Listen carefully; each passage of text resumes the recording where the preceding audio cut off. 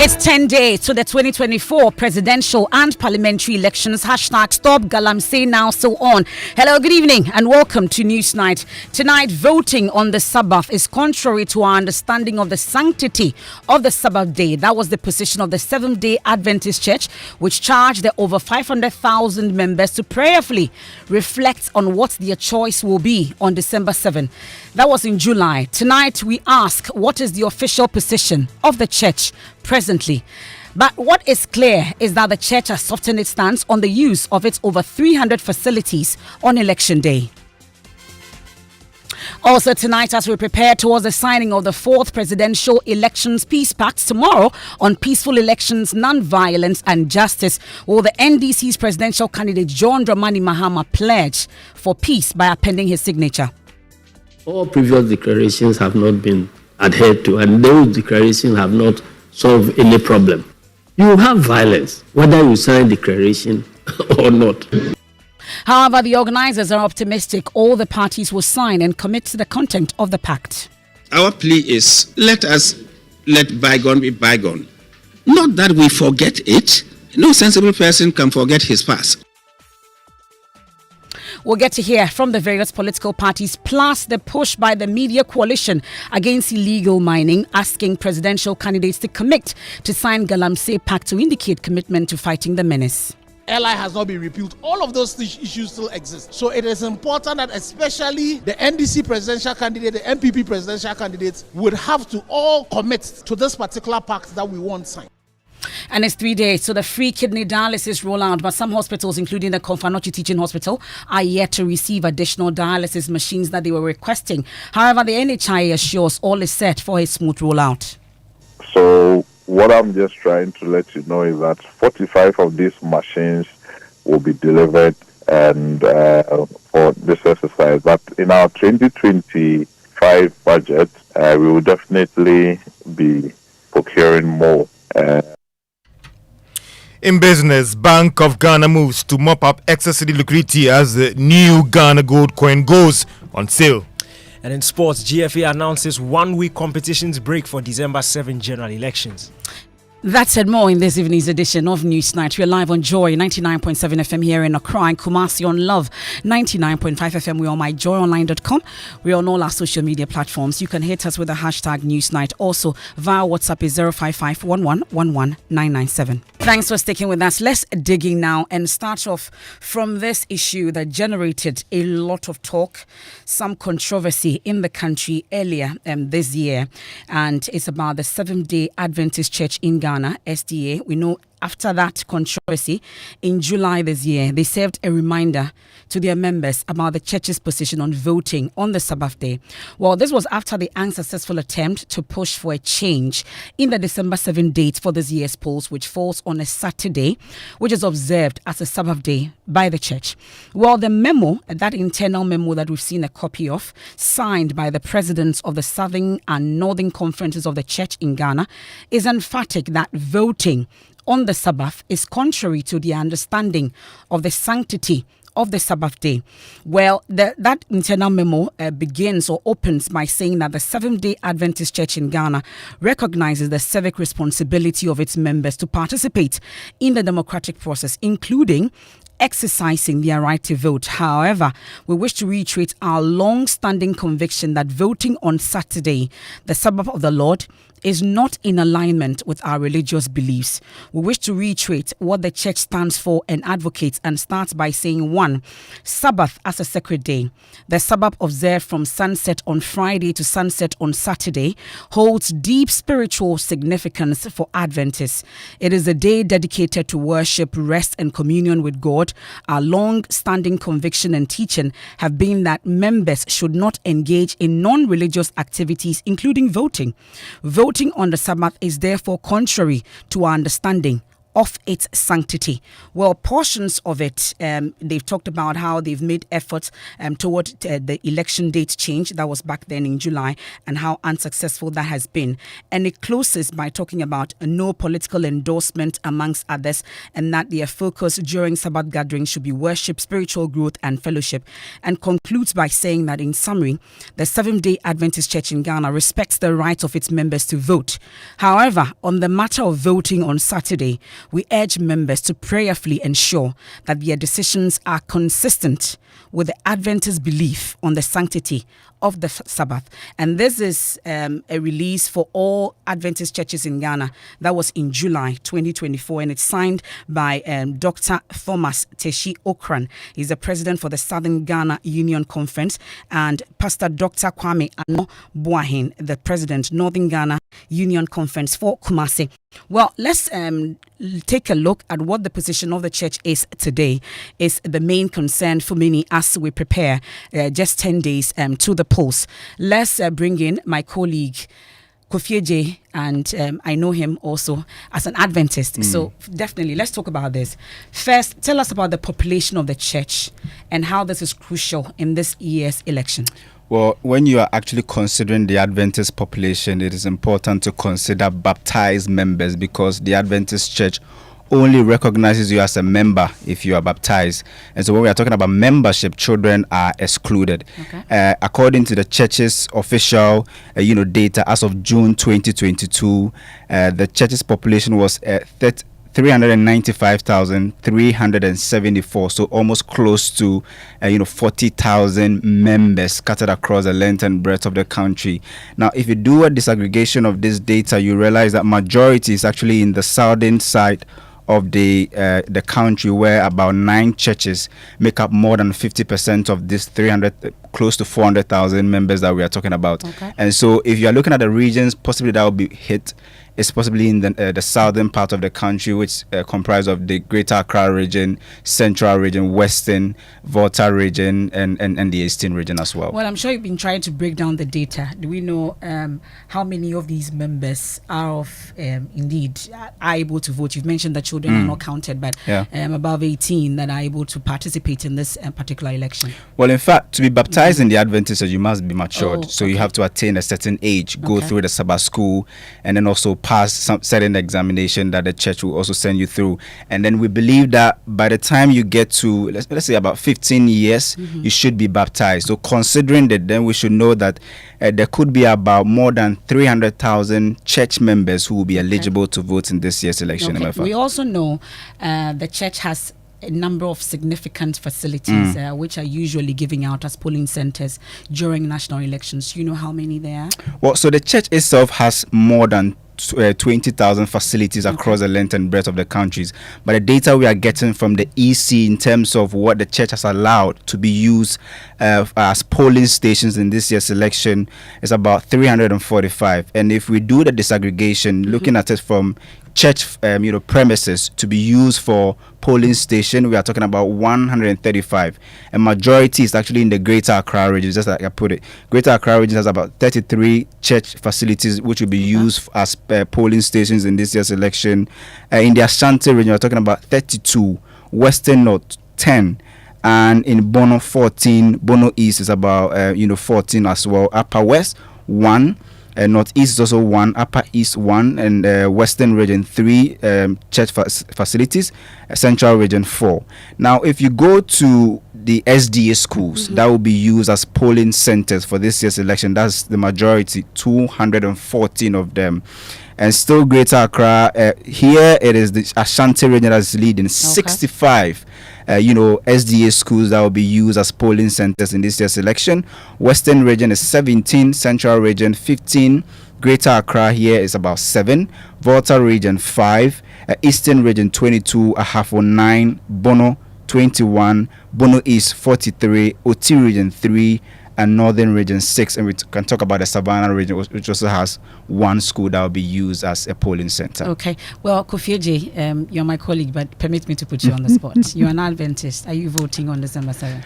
Well, I have actually read the church's internal memo, and then I know that it is not compelling anybody to vote or not to vote. But what we understand is that the church is leaving the decision to every individual to make that important decision. Okay. But what we are also learning from the internal memo that was circulated is that the church has actually allowed their facilities to be used, and we are also learning that the church is encouraging corporate worships. It means that if you are in a district, we use the district. So if you're in a district and you have about, let's say, 6 churches, and majority are being used as polling centers, then the church is encouraging you to organize a corporate worship, use just one church. If that main mother church is being used as also a corporate, a voting center, then the church is advising that you also look for a private place to also fellowship. So I mean, it's an open decision at the moment. Well, you've cleverly wiggled your way out of the question, but I'll leave it because you're my colleague. That's Kofi J. He's a data analyst here at Joinees. But let me bring in a member of the SDA communication team, Dr. James Kwabena Bonfe. We are grateful for your time here on Newsnight, Mr. Bonfe. So maybe I require a yes or no answer to start with on this. Are you voting on December 7 as an Adventist? Let me issue a disclaimer first. I am not a member of the communication team.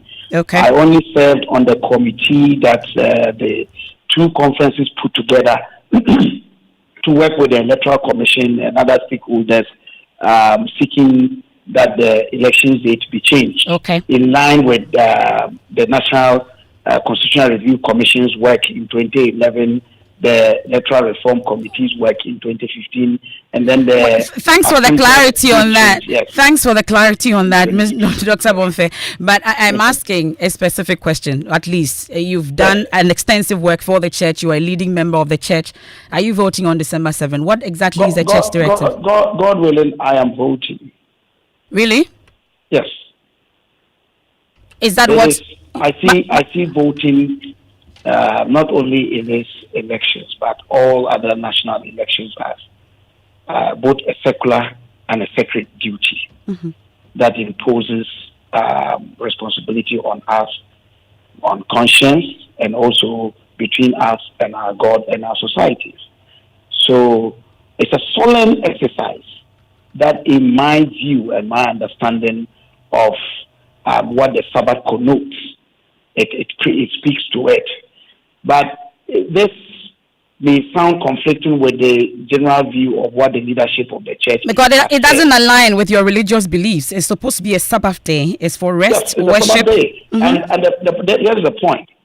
The process of going through voting in Ghana has a tendency to go or distract you off the main exercise of voting. Going to take a ballot and then cast your vote according to what you want and going home. It may go beyond that, and that is where the issue of challenge with the sacredness of the Sabbath may come in. And it was to avert some of these things that we prayed that the date be changed, not only for us, but also for worshippers on Sunday and also those who worship on Friday, because this year is happening. The next the next election date in 2028 or 2032 is likely going to be a Sunday, and then the next one will be a Friday, and then 28 years from now it will come again in full cycle. So we were projecting into the future and the present challenge, and fortunately for us, the nation itself had made efforts that we moved from 7th December as the elections date. And that's what we were hoping that would work. But that did not happen. That did not happen. But going forward, though, at least your internal, just a minute, your internal memo, at least from what the church released in July 2024, actually talks about the fact that if you vote on the Sabbath, it is contrary to their understanding of the sanctity of the church. And I hear you say, as an Adventist, a staunch one of that you will be voting. Are you not departing from what the church is actually asking its members to do? Okay, so I don't want to be seen in confrontation with the leadership of the church.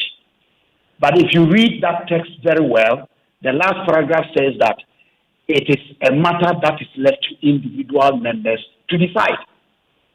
interpretation and understanding. But that same statement that you talk about, that paragraph ends by saying that they are urging members to prayerfully ensure that their decisions are consistent with the Adventist belief on the sanctity of the Sabbath above, and they explained it.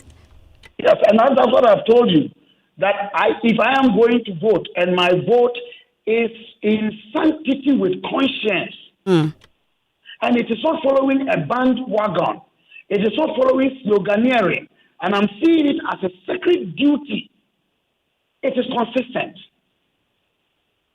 Challenging as it may be, because I have got to go and queue.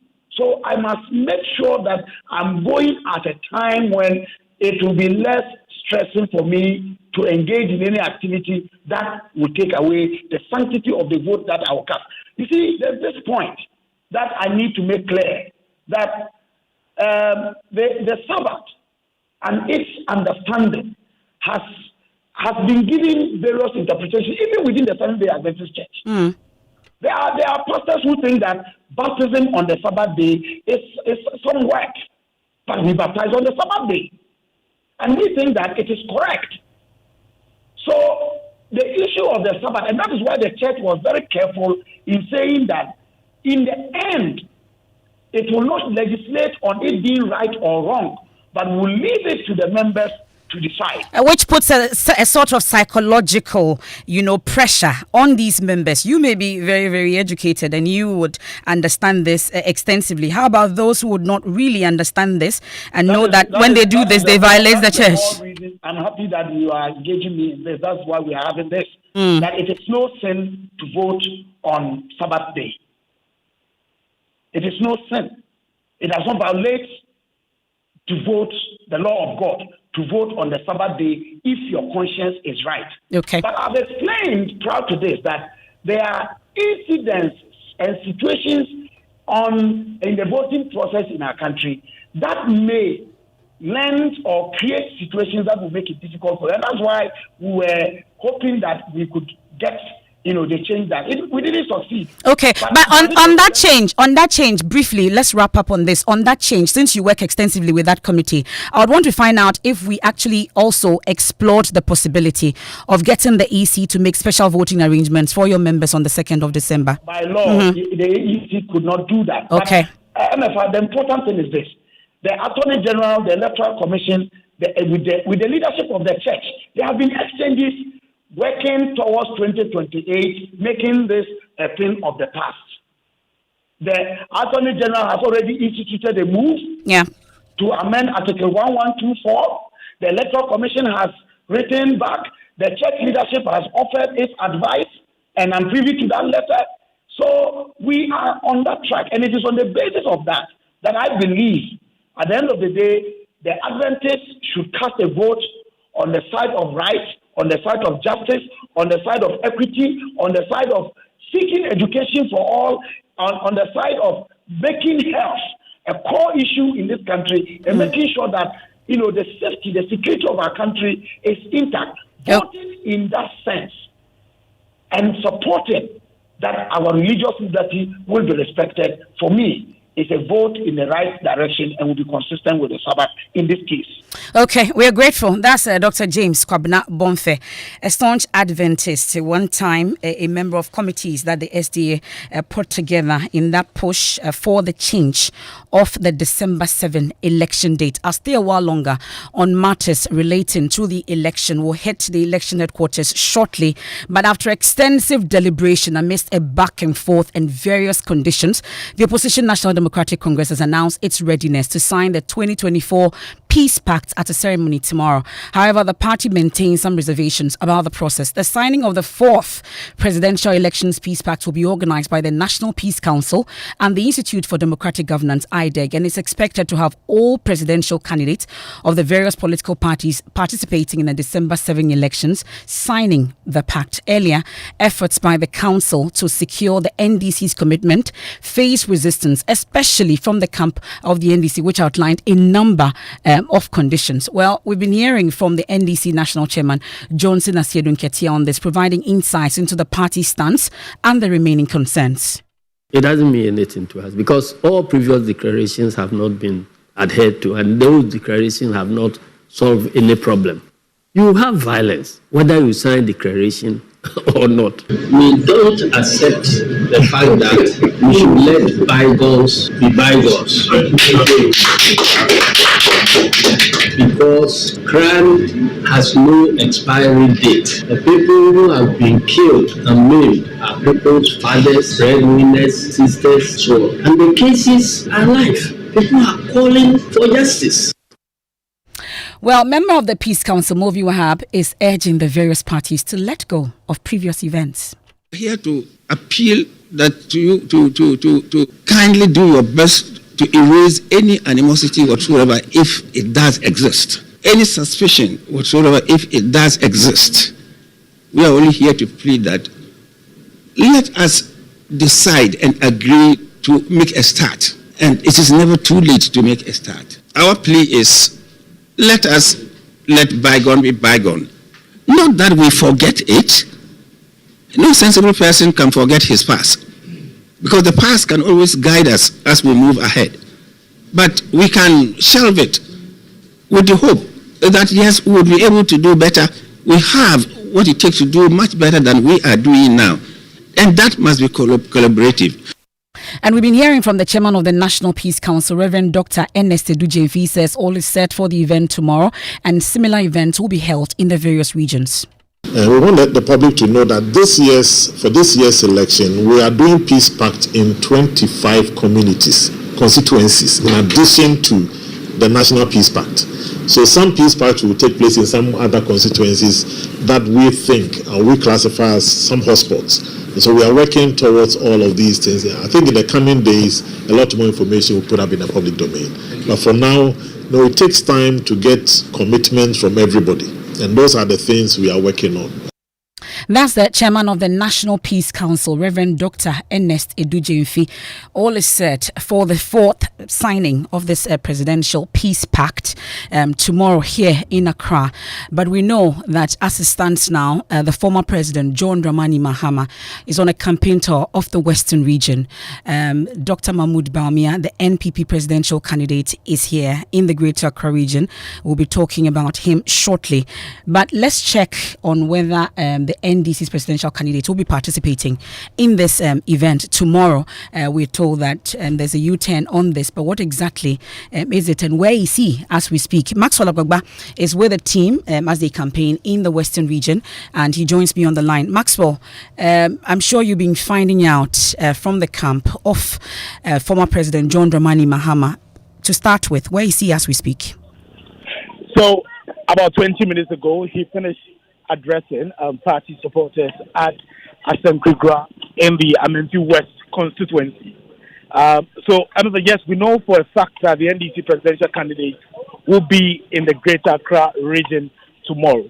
He's wrapping up with the Western region tour this evening.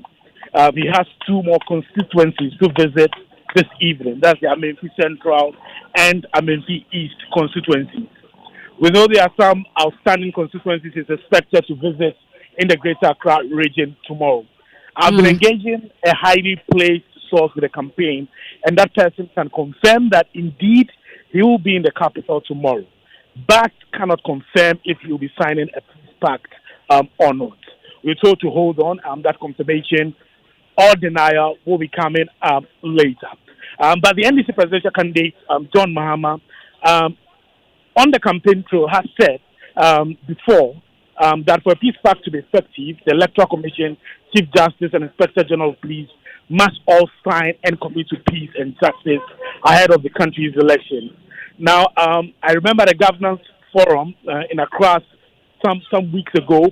He stressed that elections are not just about two political parties, but also involve other stakeholders who must commit to justice and peace.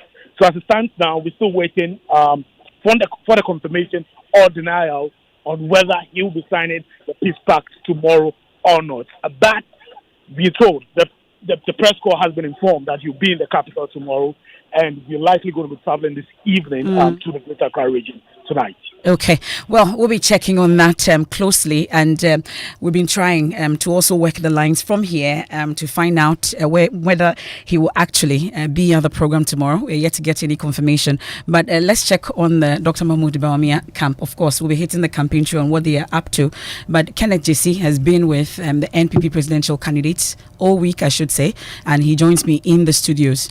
He's in Accra, right?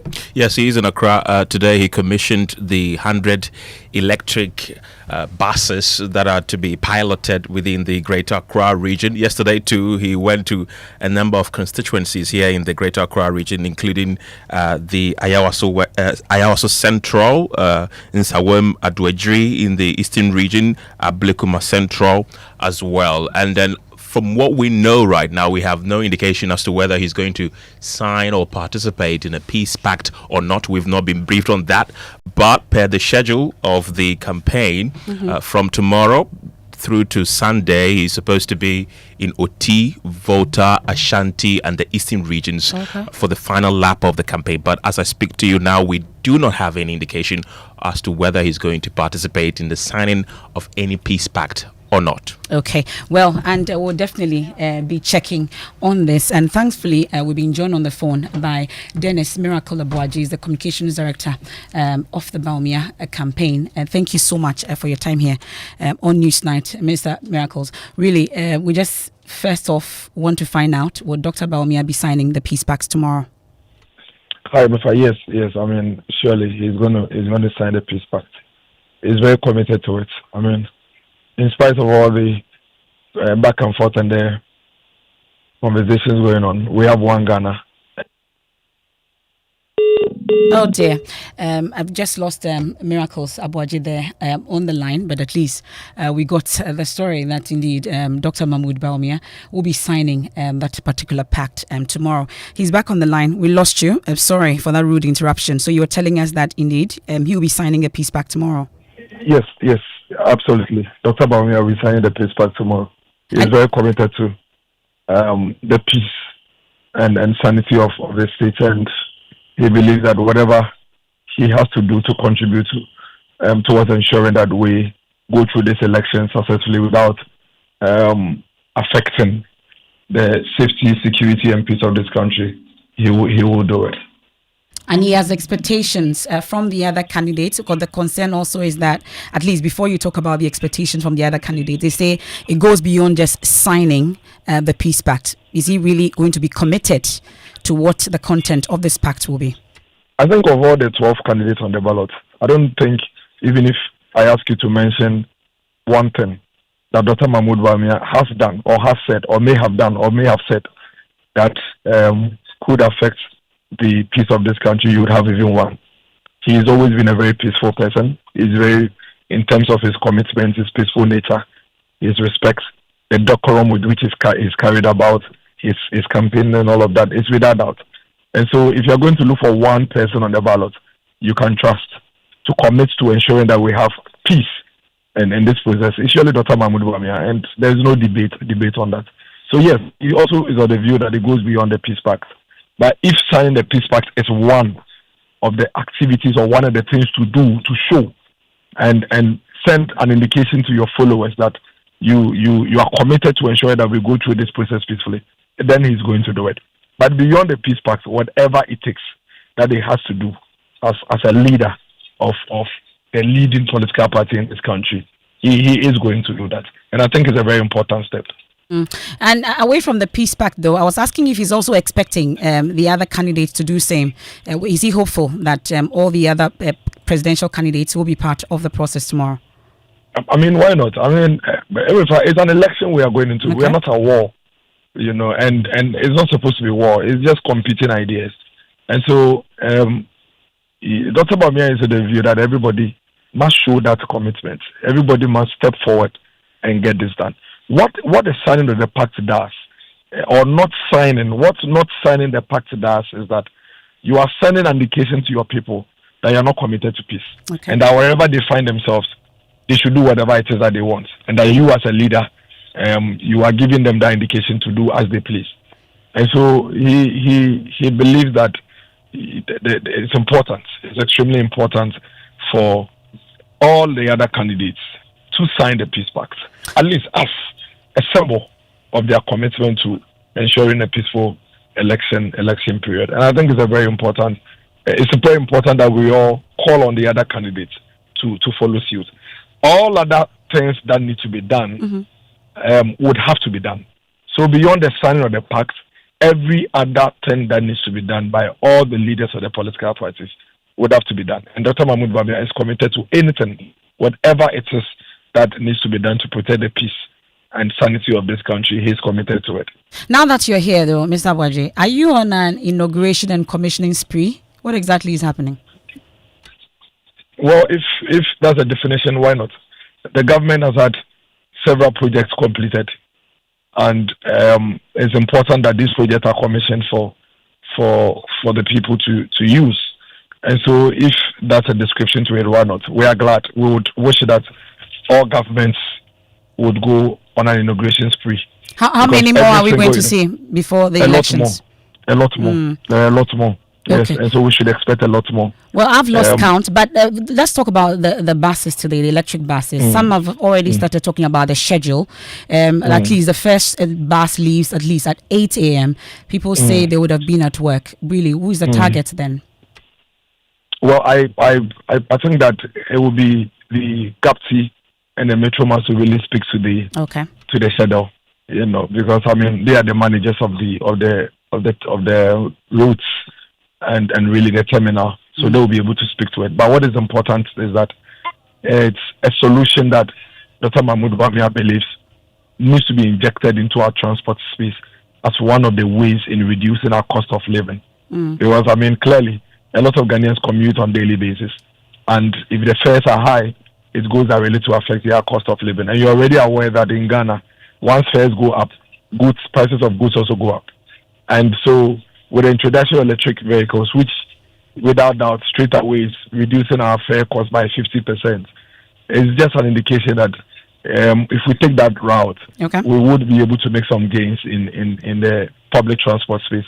And like he said today at the commissioning, the idea is to get private sector to get on board, to get the trotro owners to get on board.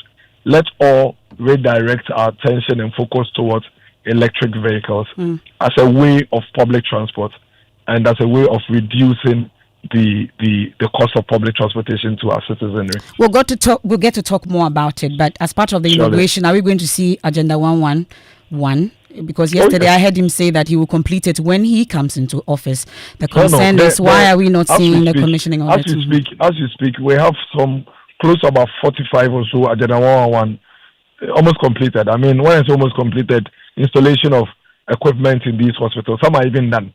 You should expect that in the next few days before the elections, we should have some of them be inaugurated. I think yesterday or so, I may be wrong, but I think yesterday or so, Swami also was commissioned by the president. So yes, expect from Agenda 111 commission as well. We are grateful. That's the communications director of the Bawumia campaign team, Dennis Miracle Abuaji, and we'll go for business with George Riafe.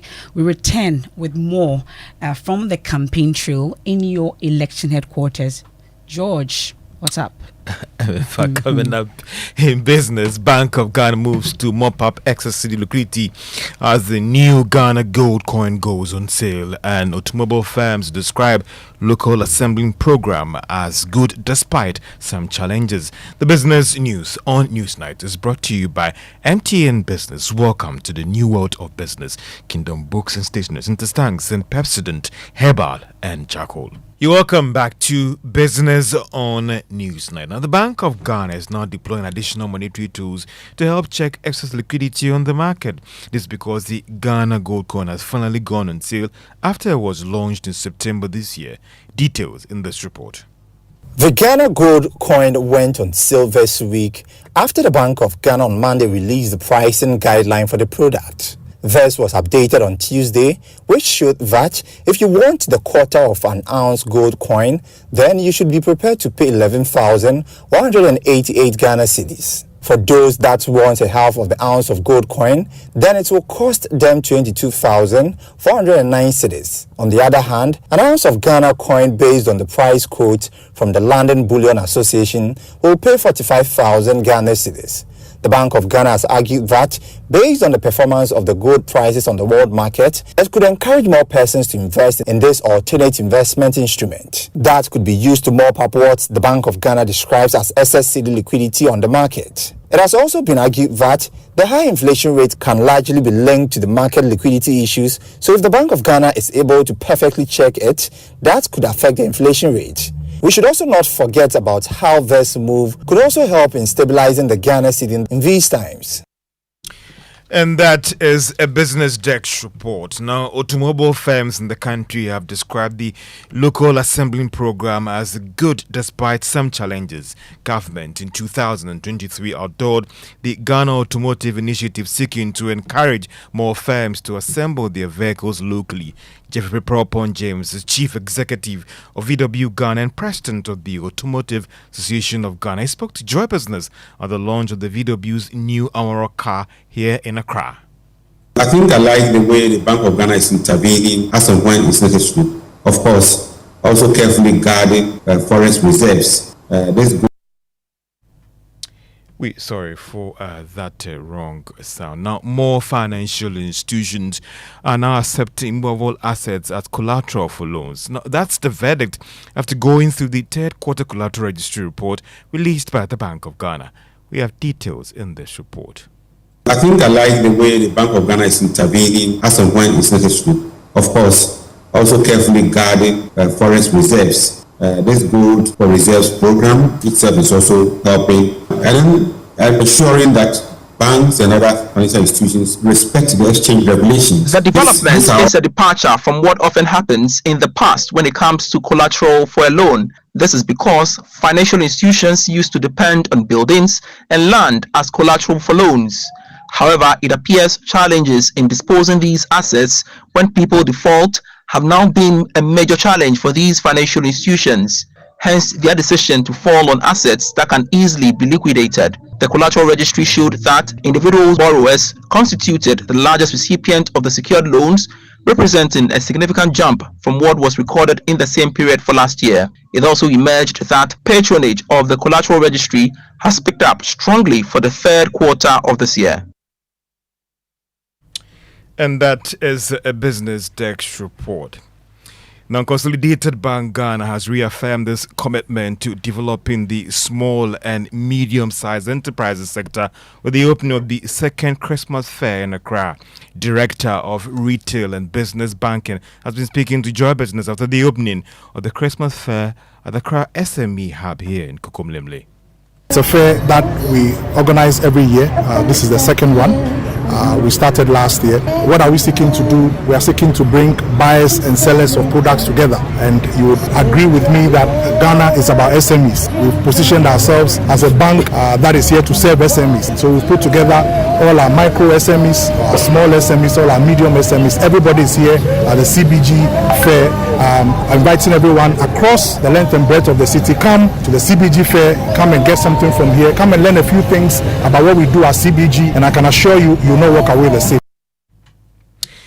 Director of Retail and Business Banking at Consolidated Bank Ghana, Emmanuel Nikoy, let's turn our attention to the stock market. And if you are a shareholder of MTN Ghana, each share that you're holding was up by a peso today and it's now worth 2 Ghana cedis, 37 pesos. If you're also a shareholder of EcoBank Transnational, it was up by a peso to close at 29 pesos. If you have invested on the Ghana Stock Exchange from the beginning of this year to now, investments have gone up by almost 50%. That could be one of the highest returns that you've posted on most of the investment tools out on the market. And that's all for Business on Newsnight. Back to you. That's all for Business on Newsnight. Well, let's do sports. Danny Cranting. Let's go straight into the stories. And the Ghana Football Association has announced a 1-week break for all its competitions in December. In a statement released earlier today, the GFA said the decision was made to allow participants to exercise their civic responsibility during the national general election scheduled for December 7 per the GFA's 2024-25 season calendar. The Ghana Premier League Division 1 League Women Women's Premier League and all competitions will pause after this weekend's matches. This includes the MTN FA Cup round of 64 games and match day 6 fixtures of the Women's Premier League. Football will resume the following weekend, beginning Friday, December 13th. Now, Asante Kotoko, they have announced the appointment of club legend and two-time CAF Champions League winner Malik Jaber as their new technical director. Jaber, who boasts a rich history with Kotoko, replaces Sudan head coach Kwesi Appiah, who previously occupied the role. However, the club has confirmed Kwesi Appiah will continue to serve as a member on the management team.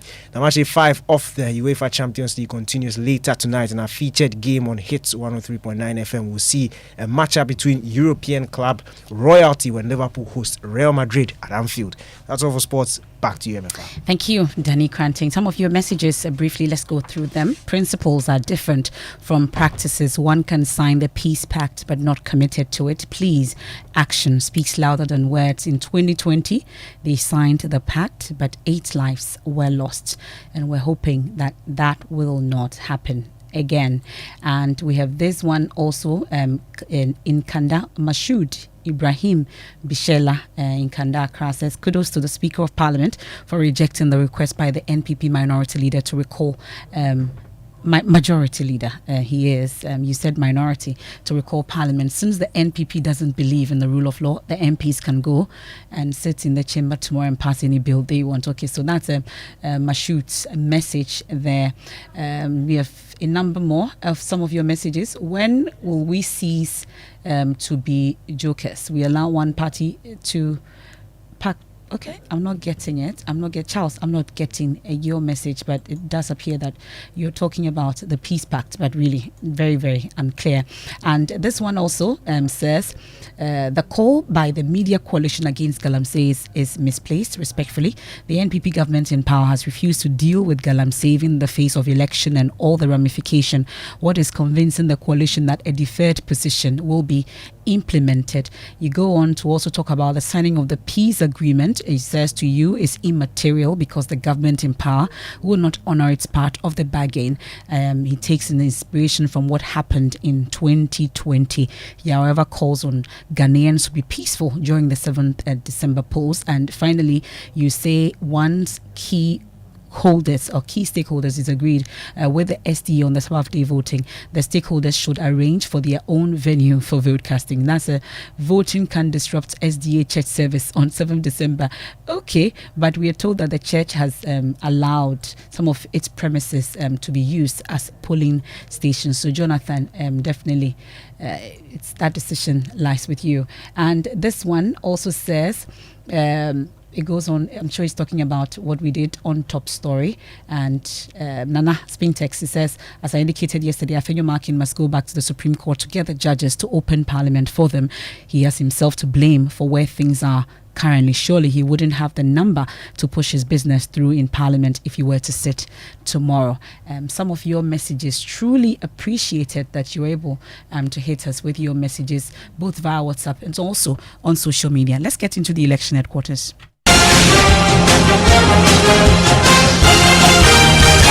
Election Headquarters is brought to you by Petrosol Platinum Energy, Energizing Dreams, Chopbox Technology, a convenient service, German Ozone Medical Center, Alternative Therapy, Dental, Wellness and Beauty, the Chartered Institute of Management Accountants (CIMA), and the American Institute of Certified Public Accountants (AICPA), together as the Association of International Certified Professional Accountants. Youth Break Foundation, bridging the gaps for positive youth development. Syntex Tanks, Air Strong, Air Tough, Potential Real Estate, your trusted partner in real estate. Deluxe Paint, Paints Mu Champion. And tonight, first, he told us not to be spectators, but to be citizens. Tonight, President Akufo-Addo says, as a citizen, you should express your presidential preferences openly. He deemed it irresponsible for anyone to remain silent on such a critical matter, urging all eligible voters to engage constructively in shaping the country's future. He's been addressing leaders of religious faith in the Ashanti regional capital, Kumasi. The former president says that this contest is between him and Bawumia. I should keep out of it. I shouldn't. And I don't understand whether he means I'm no longer a citizen of Ghana or what. But I should keep out of it. Minjama only Bawumia. The most consequential decision that this generation of Ghanaians are going to make is the one on the 7th of December. The most consequential decision. In fact, in my view, it would be irresponsible for anybody to keep quiet about who their preference is. It's to say, which way Ghana should go. I am not going to keep quiet today, and I'm not going to keep quiet tomorrow. I will speak my mind on this matter. I am the first. Yes, some 80% of it has been complete. But 80% is not 100%. We need somebody obeba obetwa ejumano so. That's what we require at this stage in our history. President Akufo-Addo there in Kumasi. Well, this evening also the concerns about security, the provision of security for presidential candidates has come on the front burner again following reported attacks on some convoys just 10 days before the general elections. Campaign teams of at least 2 candidates have been directly targeted. The independent candidate Nana Kwame Bediako's convoy was ambushed in Anyat Sotum, leaving 1 person injured and 2 vehicles damaged. Similarly, the NDC's or the NDP, National Democratic Party's candidate Alhaji Mohammed Frimpong and his team were also reportedly attacked by armed men near Winchi last night, leaving the rear windshield of his vehicle shattered. Well, we know that the attack on Nabediako's convoy in the Greater Accra region, where the candidate escaped unharmed but left media personnel traumatized, with a UTV reporter even withdrawing from the coverage.